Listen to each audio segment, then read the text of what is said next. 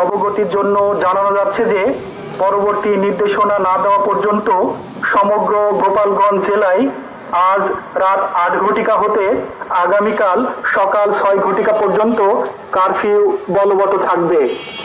উল্লেখ্য, জরুরি পরিষেবা যেমন অ্যাম্বুলেন্স, ফায়ার সার্ভিস, বিদ্যুৎ সরবরাহ সংস্থা এবং কারফিউ পাশধারী গণমাধ্যম কর্মী এর আওতামুক্ত থাকবে।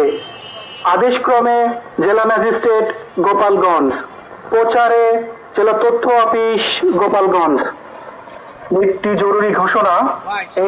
জরুরি ঘোষণা এত দ্বারা সকলের অবগতির জন্য জানানো যাচ্ছে যে পরবর্তী নির্দেশনা না দেওয়া পর্যন্ত সমগ্র গোপালগঞ্জ জেলায় আজ রাত ৮ ঘটিকা হতে আগামীকাল সকাল ৬ ঘটিকা পর্যন্ত কারফিউ বলবৎ থাকবে।